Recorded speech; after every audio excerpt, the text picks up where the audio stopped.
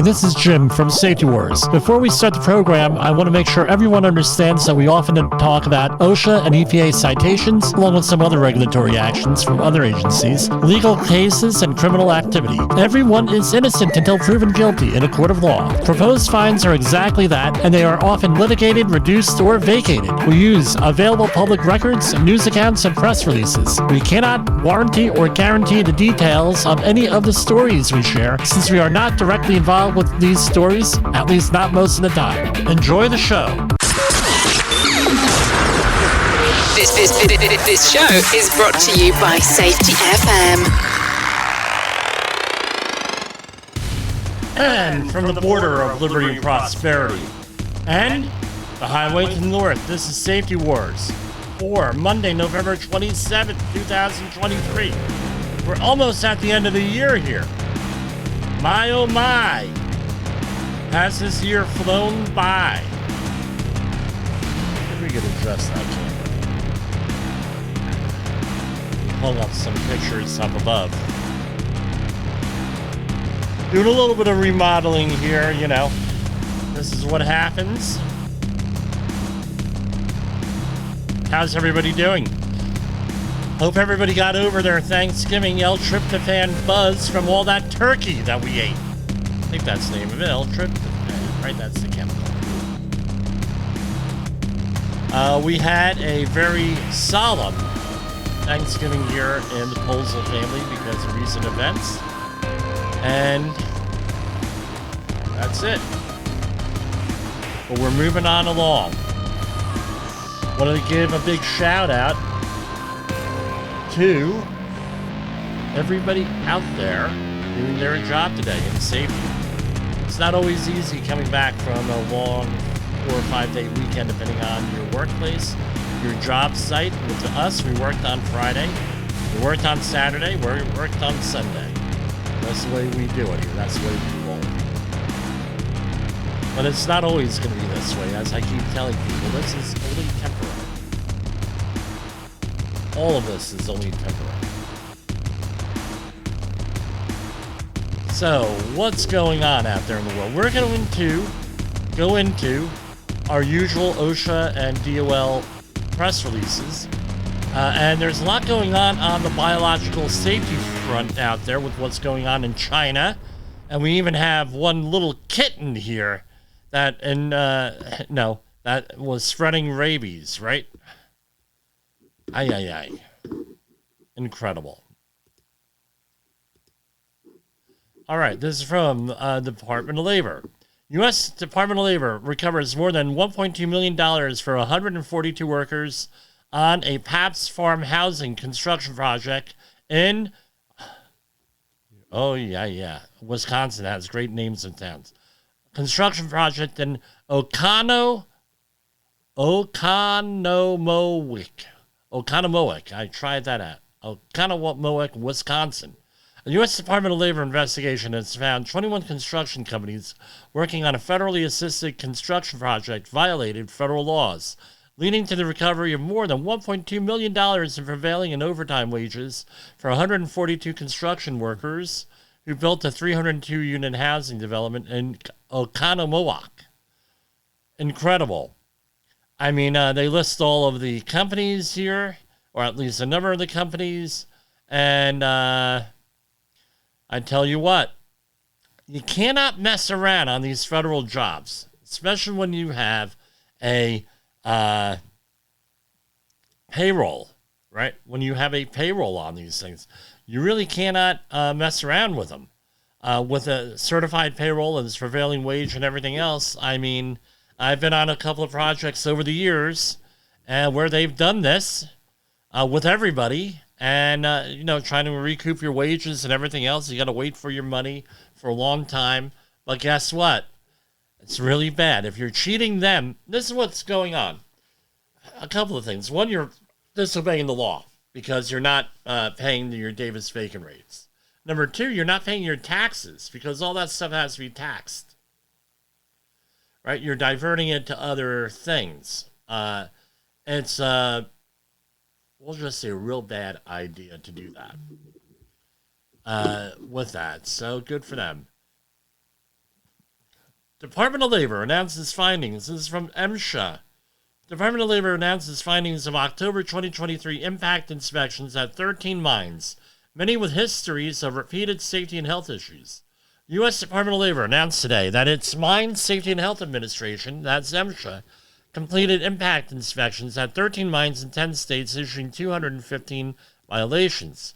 What is an impact thing here? This is a quote from the Assistant Secretary for MSHA, Chris Williamson. The Mine Safety and Health Administration remains troubled by the fact that our impact inspections continue to discover the same hazards we've identified as root causes. There's that root cause again for fatal accidents, and that we know can cause serious occupational illnesses. Each month, MSHA conducts special impact inspections at mines that merit increased attention and enforcement due to their poor compliance history or particular compliance concerns. Results of each month impact inspections are available on the MSHA.gov website. So MSHA began impact inspections after an April 22 explosion in West Virginia at the Upper Big Branch mine, which killed 29 miners. To date, impact inspections in 2023 have identified over 2,300 violations, including 654 significant and substantial, or SNS, and 46 unwarrantable failure findings. So what are we looking at here? The inspection led agencies to issue an imminent danger order when their inspectors found accumulations of float coal dust on 2 separate conveyor belt lines, resulting in 2 unwarrantable failure orders. Inadequate examinations on the conveyor belt line result in 2 more unwarrantable failure orders.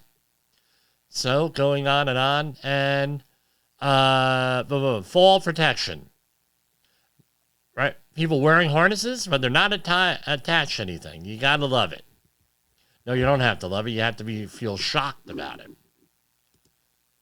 Wisconsin roofing contractor faces $180,000 in fines for repeatedly failing to protect workers, subcontractors from deadly fall hazards. And I'm not going to mention the name of the company. OSHA finds the company exposed workers twice in less than 2 weeks. After a blank manager attended an on-site training discussion on fall hazards on May 25th, 2023, federal workplace safety inspectors observed the company's employees working about 30 feet above ground on a Mencha apartment complex roof without adequate fall protection. 13 days later, an inspector observed a project manager employed by the same company hand out caffeinated energy drinks to subcontractors on a 10-foot-high roof in Appleton. A kindness determined by the fact that the workers lacked fall protection and the manager did not correct the hazard to protect them from the construction industry's leading cause of death. Well, that's, I don't know what to say at this point with this, any of this stuff. You can't say that you didn't know it with that. So let's see what we have here. They open inspections. Let's see what they found here. I'm gonna guess, and again, I look at this stuff. This is fresh in my mind. This is my visceral gut reaction to all of this stuff. That's what you're getting here. You're not going to be getting on Safety Wars a nice polished presentation every night, right?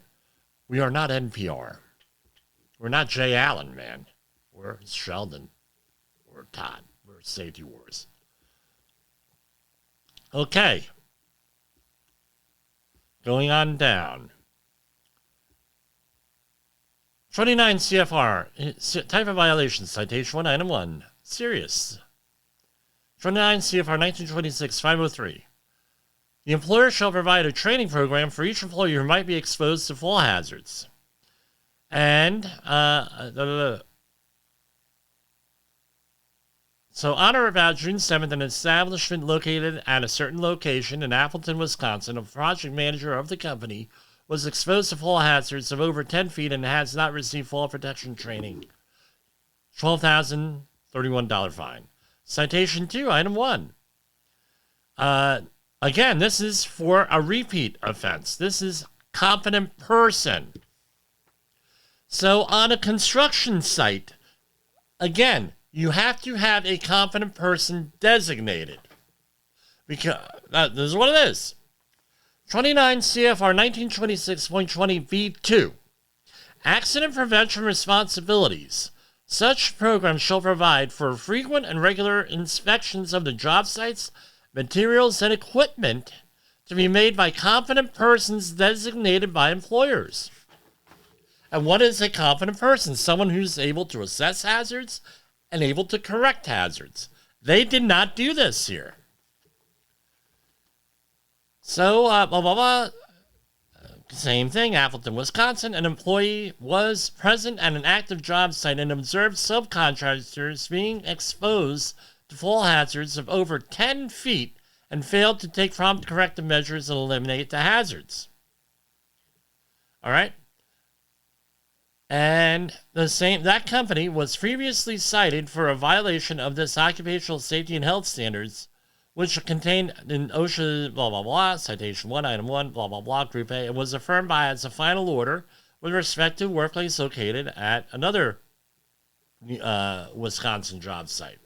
So this is 24,063. All because they didn't designate a competent person, and a competent person was not, right, which they're assuming was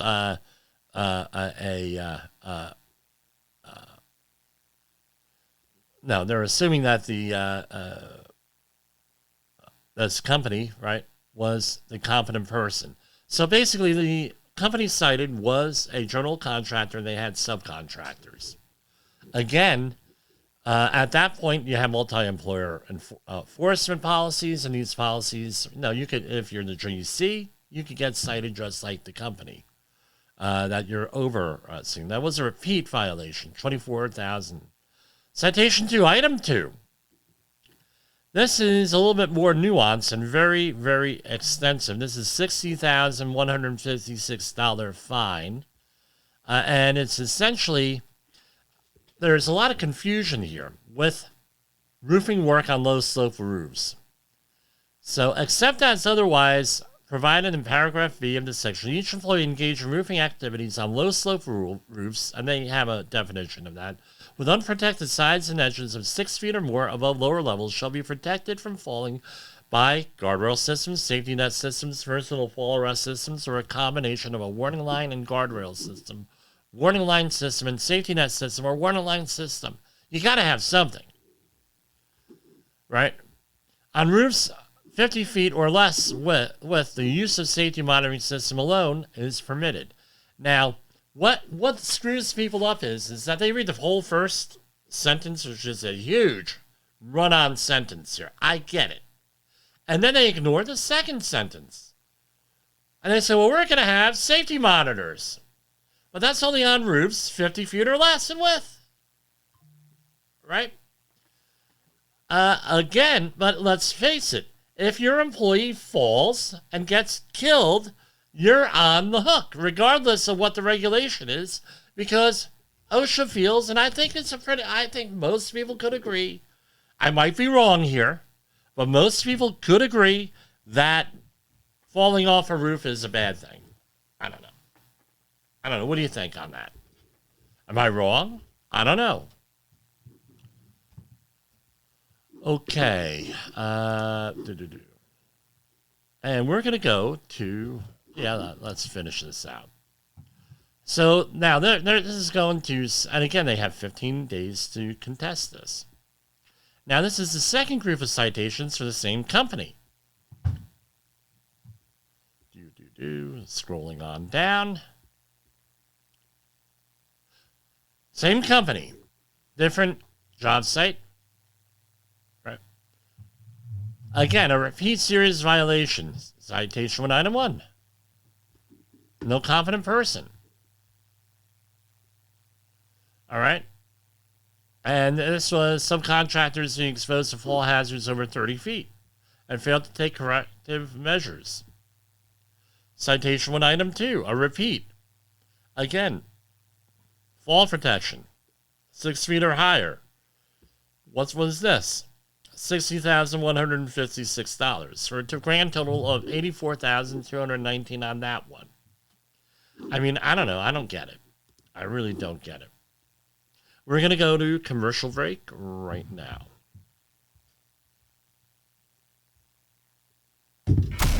In the professional safety community, communication and planning are just a few keys to your program's success. The question many practitioners have is, where do I start? Dr. Jay Allen, the creator of the Safety FM platform and host of the Rated R Safety Show, has built a global foundation to help you along the way. Go to safetyfm.com and listen to some of the industry's best and most involved professionals, including Blaine Hoffman with the Safety Pro, Sam Goodman with the Hop Nerd, Sheldon Primus with the Safety Consultant, Jim Pozell with Safety Wars, Emily Elrod with Unapologetically Bold, and many others. As individuals, we can do great things, but as a team, we become amazing. Dial into safetyfm.com today and surround yourself with a powerful force of knowledge and support.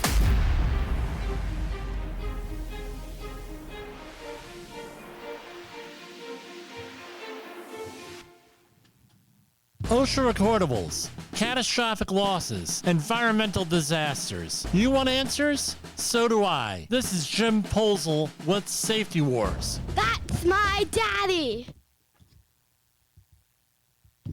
You are listening to Safety Wars. Tomorrow's Safety Today. And for our hop message for Monday. This is Safety Wars, broadcasting to our brothers and sisters in the occupied territory of behavior-based safety. Get out your secret decoder ring.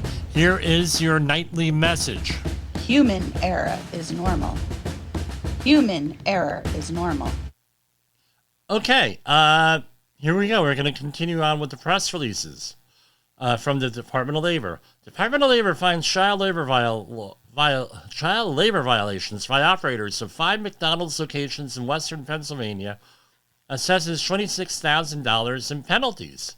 So essentially, an investigation by the DOL has found the operator of 5 McDonald's franchise locations in the greater Pittsburgh area employed 34 children to work later and longer than permitted by child labor laws. So, $26,000 in penalties there. U.S. Department of Labor final rule requires state merit staff to provide employment service to programs, firms delivery for job seekers and employers. U.S. DOL today announced, this is from a couple of days ago, the publication of a final rule that revises federal regulations that govern the employment service nationwide system of public employment offices. Enacted in 1933, the Wagner-Peiser Act established a nationwide system to support the nation's labor markets by bringing together people seeking employment with employers in need of workers. The act requires states to create and maintain an employment service program. So, going on, the final rule improves services for migrant and seasonal farm workers, and I guess it's a good thing. U.S. Department of Labor awards grant to support safe, quality jobs in Indonesia and Philippines. U.S. Department of Labor today announced the award of up to $6 million in grant funding for the Solidarity Center to advance quality jobs and labor rights in Indonesia and Philippines. Administered by the Bureau of International Labor Affairs, promoting quality jobs and infrastructure development will support safe, quality jobs on infrastructure projects in Indonesia and the Philippines that are financed by multilateral development banks. The project is part of the Multilateral Partnership for Organizing Worker Empowerment and Rights. And, another $6 million out the door.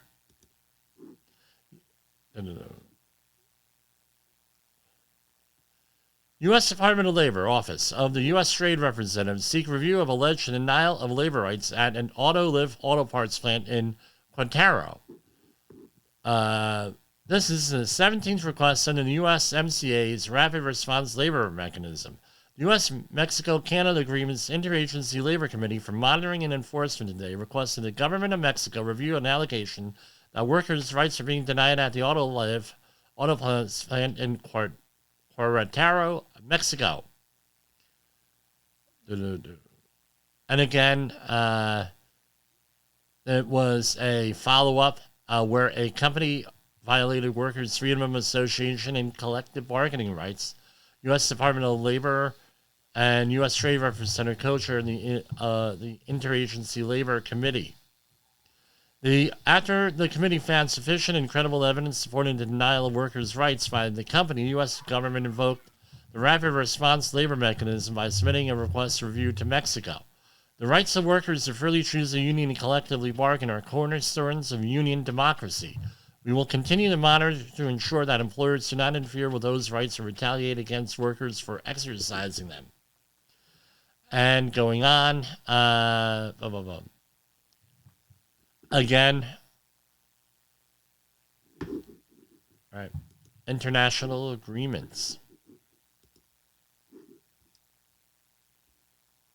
A 20-year-old Amazon employee died at work. Indiana issued a $7,000 fine. Amazon's safety record is under unprecedented scrutiny, but which is true. I tell you what, we covered that extensively on this program. But state and federal regulators often have limited ability to enforce safety policies. This is from the Washington Post article by Caroline O'Donovan. This is one of those I've read through and through. But basically, what this comes down to was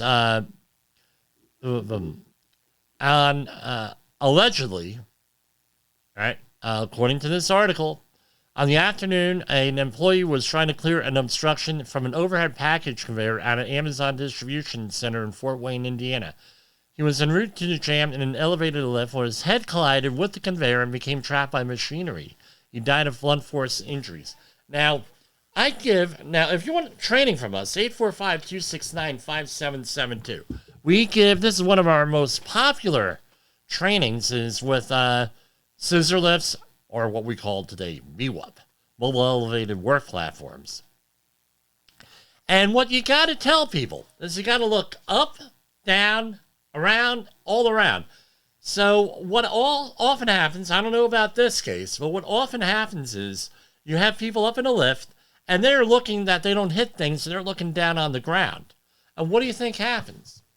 They're not looking up above, they're not looking overhead. Often, they're not wearing a hard hat. I don't know if that would have, or some type of a helmet. I don't know if that would help in this situation. And what happens is they hit their head on something overhead.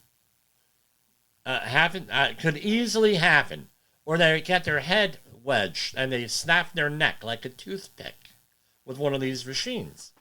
And now that happens. That happens. They were issued a fine under I don't know what they call it in Indiana, but it's essentially the general duty clause. Now, what people are pissed off about, especially people in New York and some of the other areas, they get pissed off because there's like a $7,000 fine. That's really the maximum, according to this article, that we're allowed to set.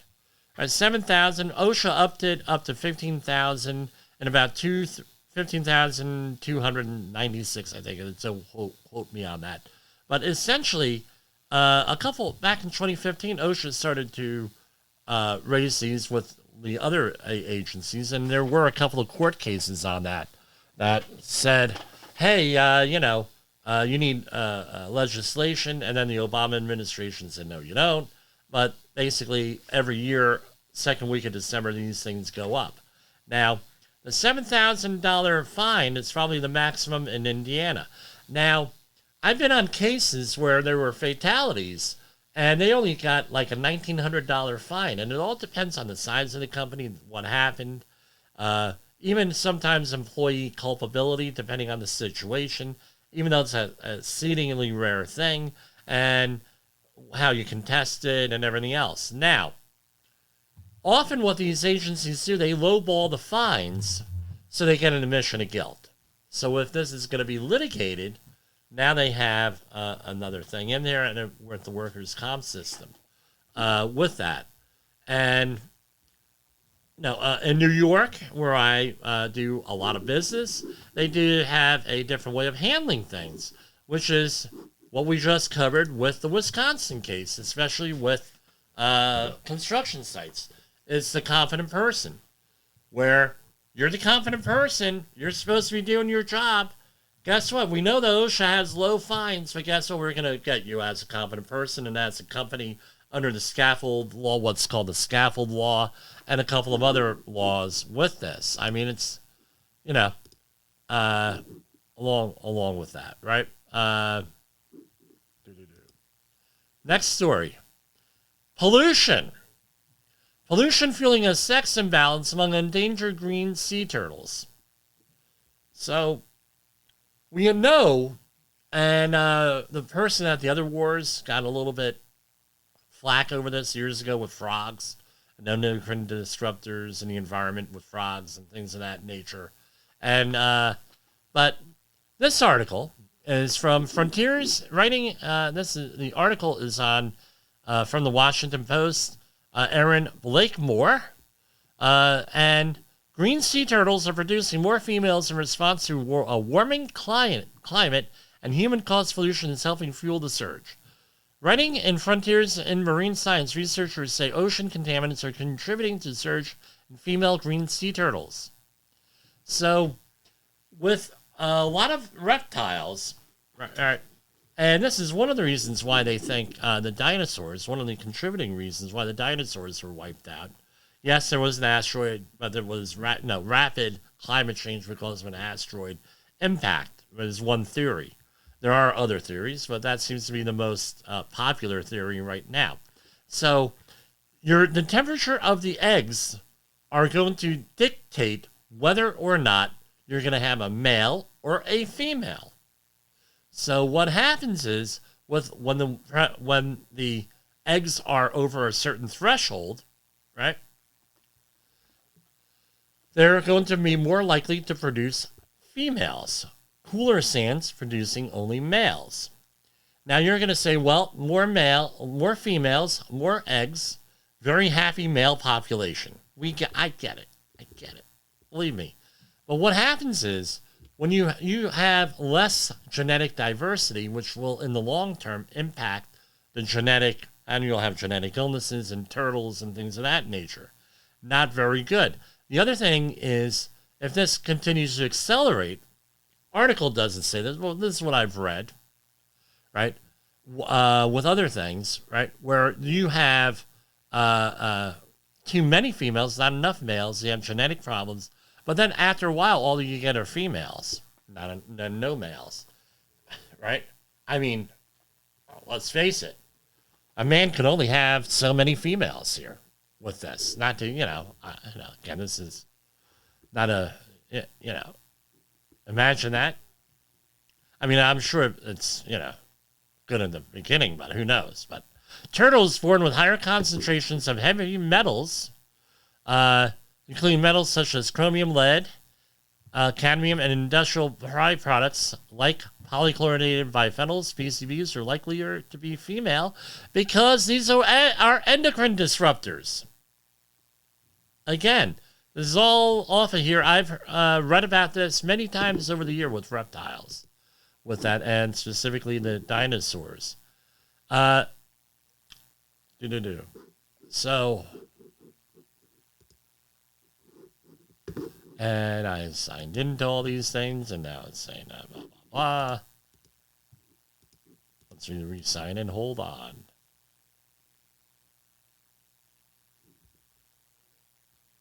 Now, this is out of the Wall Street Journal. Now, Instagram's Reels video service is an article by Jeff Horowitz and Catherine Blunt. It's designed to show users streams of short videos on topics the system decides will interest them. So what they're finding out is that, let's say that you are we'll just call it what it is, a depraved individual who's interested in children, right? If you watch these reels, you're more likely to see these reels. So the algorithm is throwing you more and more of these videos. Something to something to think about here. It's a... Now, Meta has said our systems are effective at reducing harmful content, and we have invested billions in safety, security, and brand suitability solutions. But however, things it's still happening. Again, you need to monitor what your kids are doing. Is basically it when it comes to this stuff. What are you doing? What kind of parental controls? What exactly are you looking at on there? Are you just? And a lot of times, it's not what you're doing or not doing. It's what your children are seeing out there in the world. Because there may be parents that are not watching their children do this. They may not have parents. There are all different types of situations. People may have, and I've seen it already, where they have parents put old iPads, whatever, those security features, they have them. Kids are able to access things. Parents don't even know that they have them. Right? Again, you got to watch. You got to keep stuff secure. If you have older computer equipment that you're not using, make sure that you have that stuff stowed away. Make sure when have a conversation with your children. How's that? Whoever you're responsible for on appropriate computer use. Know who they're dealing with online. And again, right. If your child does have an issue, it doesn't make you a bad person. It doesn't make you a bad parent with that. It's just you can only do so much with that. And I'm not excusing anything. Now, some things, one thing that everyone knows here, okay, if you don't know this, I'm going to tell you. I'm a big Olympic fan. I love watching the Olympics. We're probably going to switch this out, right, during the Olympics with an Olympic flag. So that's probably what we're going to do, and I'm looking forward to for the Summer Olympics, whenever that's going to be. We're going to have a little update on the track and field, right, with that. I'm looking forward to doing something like that. Switzerland wants to host the first Winter Olympics spread across an entire country. Small country. Looking back at some of the photos from my mom, we went to Switzerland. Great thing, right? Went with my parents, right? It also wants to overcome historic opposition by proposing that the Games be the cheapest on record. Now, we all know, we've heard nightmares of the cost of the Olympic Games, countries going bankrupt, companies going bankrupt, losing money here and there, all different types of mayhem. So what they say, well, look, for the Winter Olympics, again, Switzerland has a lot of different facilities for winter type stuff, winter sports. I would think that they're just going to renovate what they already have for all this stuff, right? With that, and what they want to do is spend $1.6 billion on the 2030 Games, the Winter Olympics. And again, the bid marks a shift from the government spending billions on hosting games as a show of power and urban renewal towards a more sustainable Olympics that's focused on sport. I'll add this. Not on the sport, focus on the athletes. How's that? French Finance Minister Bruno de Le Maire said he wants the Paris 2024 Games to be the cheapest in decades, with the state on the hook for just a quarter of the cost of the 2.5-week event. Again, they're not looking to break the bank, and I think this is a symptom again. This is fallout from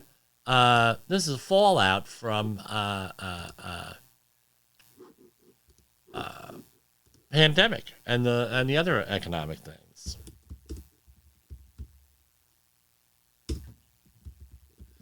And hold on. All right. There was a Carl Sagan quote that came out today. I wanted to give a little bit of a commentary on. I can't seem to find it here. Americans under 30 don't trust religion or anything else. This is from dnyuz.com. Again, this is part of a series on Americans moving away from organized religion. So let me give some viewpoints on here. According to this article, parents are not religious, so therefore children are not being religious. That's the whole gist of the article here.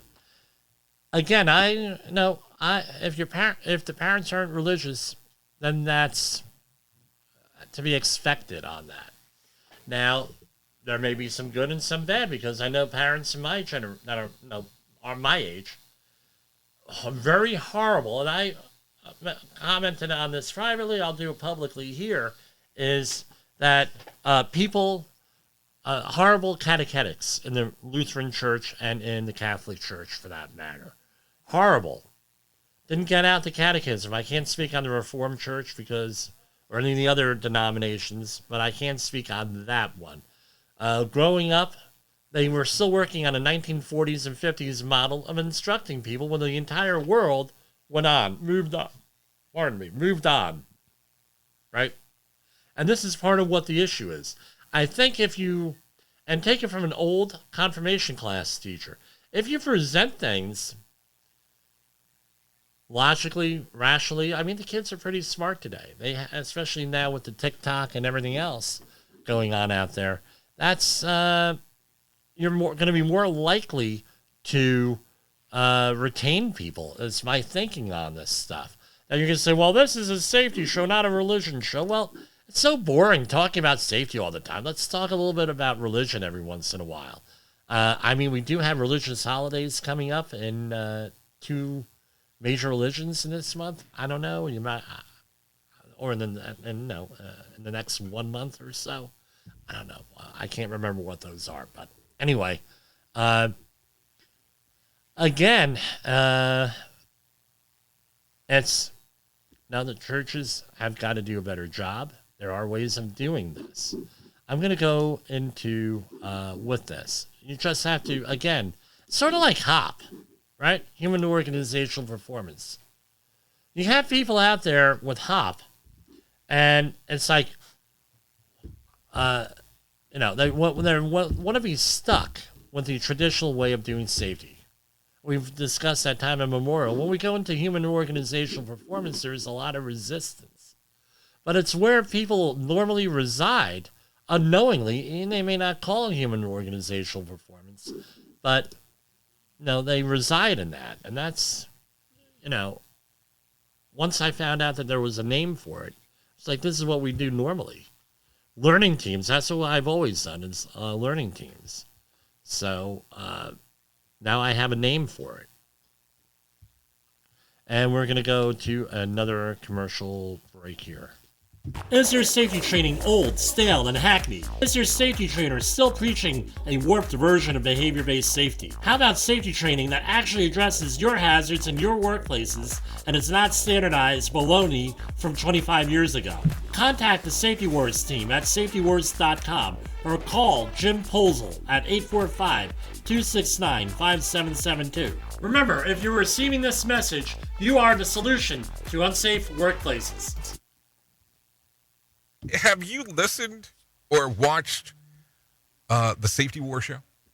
It does stream live on the radio and on the streamer-emers that we have. So if you have not taken a listen to Jim Posel and what the hell he's doing every evening with Safety Wars, I would strongly encourage you to take a view or take a listen, whichever option is available for you, and take a listen to what the hell he has going on. It will take some deep dives and some information that you might be interested in. Is your safety training old, stale, and hackneyed? Is your safety trainer still preaching a warped version of behavior-based safety? How about safety training that actually addresses your hazards in your workplaces and is not standardized baloney from 25 years ago? Contact the Safety Wars team at safetywars.com or call Jim Posel at 845-269-5772. Remember, if you're receiving this message, you are the solution to unsafe workplaces. Right, and so when we, how can I say this nicely and politely? I used to be a confirmation class teacher, right, in a Lutheran church. And it was in a community. And you get these folks, and you know what influences you. We talked about that leadership, what influences you, positive things, and everything else. So I had a question in this community. I said, well, who are the people who have graduated your high school who are famous?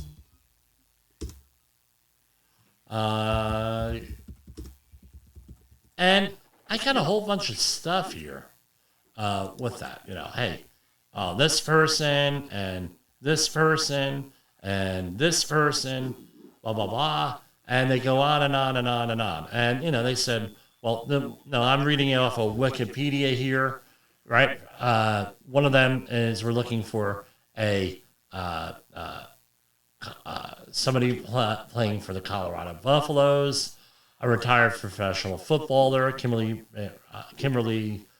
Brandeo, and we have a wrestling championship, a basketball player, another basketball player, a football player, all right, basketball player, going on and on.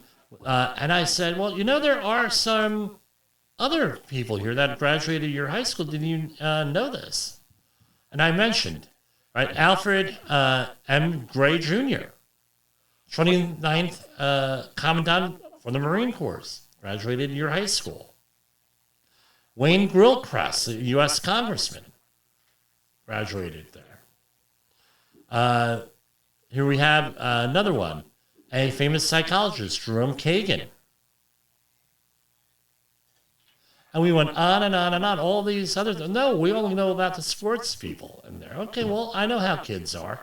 Do you understand that people, right, you're at that age, you're going to know about sports. I get it. Said, did you ever hear of a man, a Nobel laureate, Milton Friedman? No, who's that? I said, Nobel laureate.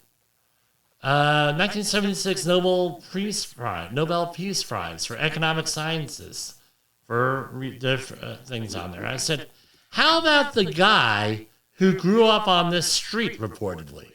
The street where the church was at. You might have heard of him. Carl Sagan. Right? Famous astronomer. Astrochemist. Chemist. I believe he's a Nobel laureate here also. Let me see. Not a Nobel. Again,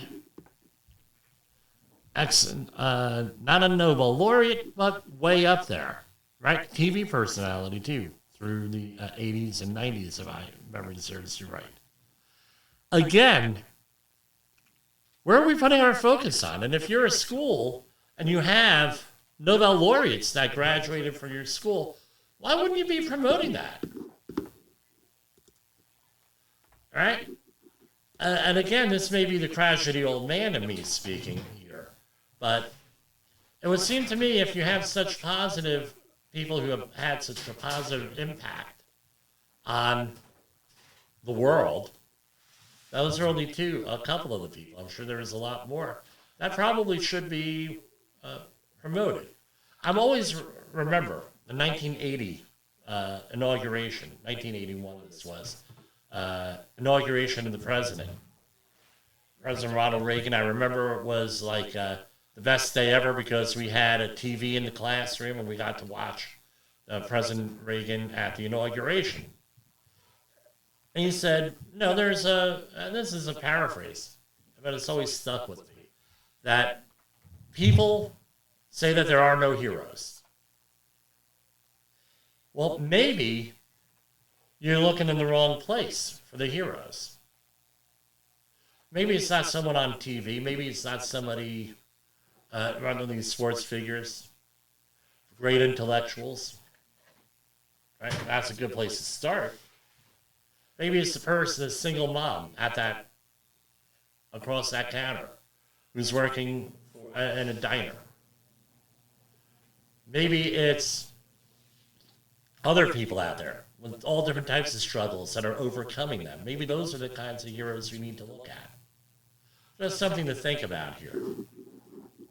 And I think this is part of this, and this is another story with disenfranchised people here, looking to the government for inspiration and wondering why everybody is hating the government. I have an article here from Business Insider. Alcina Lloyd wrote this article. People are leaving Texas over rising costs, politics, and a sense of disenchantment. If you're looking for these people for inspiration, maybe you're looking in the wrong place to the government and the government officials. Could be a good place to start. Well, look in your own community, the own people that you know, for that. Become the leader in your own community. Have we heard about the situation over in China? All right, we're at 46 minutes after the hour here. Here we have China's COVID trauma returns as hazmat workers disinfect streets. Public health workers wearing full protective gear have appeared on the streets of northern China, according to footage on social media. Right? The hazmat-clad personnel were seen spraying disinfectant in public spaces in China's northern Hebei province, roughly 50 miles east of the capital, Beijing. The re-emergence of year has raised speculation about the potential return of pandemic restrictions amid a surge of respiratory illnesses, notably among children, which has strained hospitals in the region. The outbreak is being closely watched by the World Health Organization. In the past days, China's state-controlled media have reported hospitals in Beijing, Tianjin, and other northern areas operating at maximum capacity. Tell you what, they had pictures on the news here. That are, things are long lines and everything else with this. I hope this is not going to turn into another lockdown situation just in time for the election, right? And this is also, I'm getting a lot from the Washington Post today. One rabid kitten triggered intensive efforts to contain deadly virus. So this was a family in Omaha, Nebraska, that adopted a kitten, and essentially the kitten had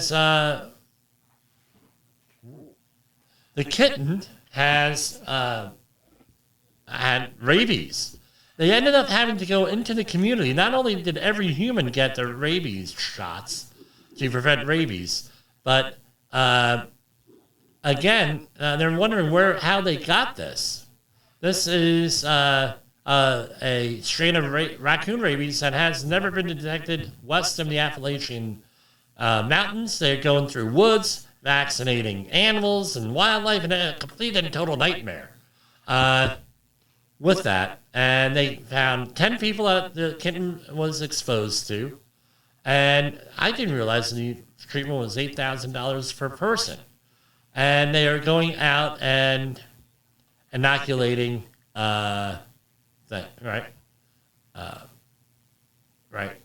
inoculating animals and everything else. Here's some other factoids here. People in the United States rarely contract rabies, with only 1 to 3 cases reported annually. But about 60,000 Americans receive post-exposure treatments each year after being bitten or scratched by infected animals. Up here in the Northeast, we're seeing a lot of bats actually infect people. So that's something else going on here. Hold on. Jessica, can you please turn on the lights? Thank you.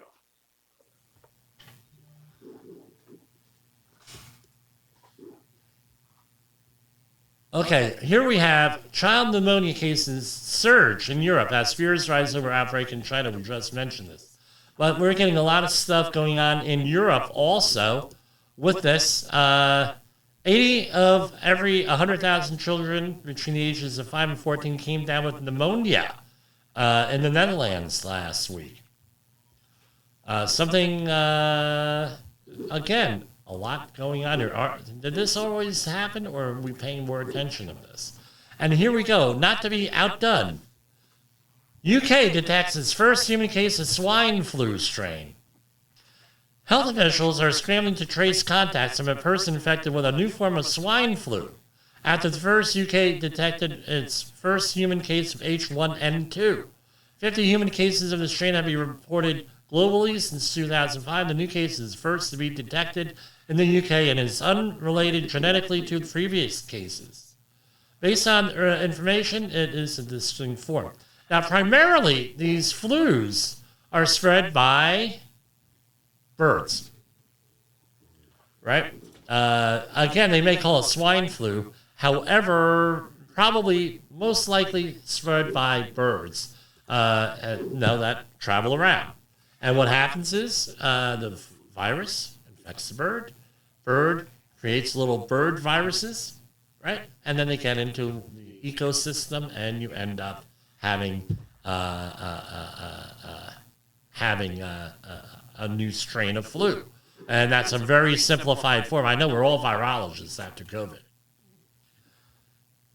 Okay, where are we going to go to now?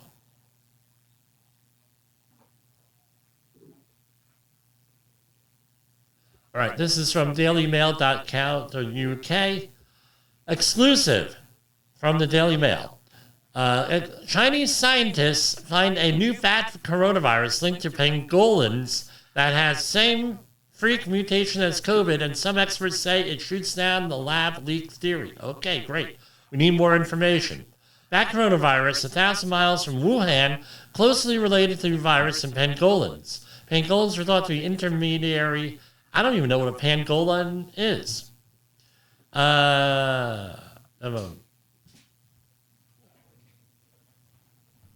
And this goes into way too technical of a thing for this program. What is a pangolin? Let me look that up. Pangolin is an anteater. It's a scaly anteater. Okay, great. Why don't they just say a scaly anteater in the article? I don't know. Here it is. They have a picture of it, but they don't say what it is. Okay, you could go look up a pangolin. They don't look very friendly, I'll say that much. Jessica, would you like to have a pet pangolin? Yeah, what's that? It's an anteater with scales. She says no. All right. Now, dangers of AI here. This is from Fox News. I got a little bit of a giggle out of this. Seinfeld star Julia Louis-Dreyfus used AI to write an acceptance speech. Was mistaken for Julia Roberts. The Veep star was an honoree at the Wall Street Journal Magazine 2023 Innovator Awards earlier this month. The former Veep star was the entertainment and revealed she used AI chatbot ChatGPT to help write her speech for the event. As an entertainment innovator, I am very busy innovating, Louis-Dreyfus said in a clip shared to the outlet. So I did what any other innovator worth her salt would do. I turned to ChatGPT-4. According to the 56-year-old star, she does not look 56 years old. I'm sorry. The program gave her exactly the following speech. Ladies and gentlemen, esteemed guests and fellow investors, today is a moment of profound gratitude and reflection for me as I accept the great honor of being recognized as the Investor of the Year by Wall Street Journal. She said to laughter. Reflecting on this milestone, I am reminded of the unwavering support of my family and the unyielding dedication of my team that has been the driving force behind my investment strategies, my performances in Erin Brockovich, Pretty Women, and Mystic Pizza. All right, well, it does say safety related because Erin Brockovich, environmentalist. Okay, great. The audience laughed at the program's apparent confusion of Louis-Dreyfus with Julia Roberts, as well as the frequent mix-ups between innovator and investor. Okay, so you got to be really freaking careful with the ChatGPT AI. Really careful. We're going to, what else do we have here? well, we could save some of this for tomorrow or for the next program. Let's end this on a humorous note. What we actually know about aliens, according to science. All right? It came from space. This is from Joel Achenbach. It came from space, hurtling at tremendous speed. A mystery object, reddish rocky, shaped like a cigar. Its velocity was so extreme, it had to have come from somewhere far away in the interstellar realm. The astronomers in Hawaii who spotted it in 2017 named it Oumuamua, Hawaiian for messenger from afar arriving first. But what was it exactly? A comet, an asteroid, or maybe an alien spacecraft? People, I tell you what, I followed this all through here, but again, no, this is coming a hot topic again because they pulled the switch on us. We were calling it UFOs for years. Now it's not no longer UFO, it's now UAP. And they said, and the Air Force said, we're not investigating this. Yeah, and they pulled another fast one. Yeah, because the Navy's investigating it. Because there is an undersea component to this. And slowly but surely we're seeing what I call disclosure, and I'm not the only one that calls it that, where they're feeding us all this information. They're going to say, of course, they're real. I don't know. I don't know what to say on all of this. Well, yeah, I do know what to say. All I'm doing is questioning people who have been known to not tell the truth. So, again, the article goes on and on and on, and there have been hoaxes over the years. I don't know. What's everybody's opinion on this? Tell you what mine is. I don't trust anybody. We're going to go and wrap it up here. We're coming to the end. I want to welcome everybody to our after Thanksgiving festivities here. I guess, if you want to call it that. Most people were in recovery from the weekend because of everything, the holiday, and I just wanted to say thank you for listening. I rely on you, and as usual, we are always looking to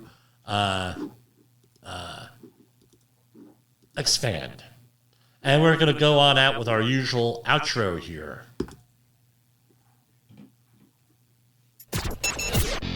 The views and opinions expressed on this podcast are those of the host and its guest and do not necessarily reflect the official policy or position of the company. Examples of analysis discussed within this podcast are only examples. They should not be utilized in the real world as the only solution available, as they are based only on very limited and dated open source information. Assumptions made within this analysis are not reflective of the position of the company. No part of this podcast may be reproduced, stored in a retrieval system, or transmitted in any form or by any means, mechanical, electronic, recording, or otherwise, without prior written permission of the creator of the podcast, Jay Allen.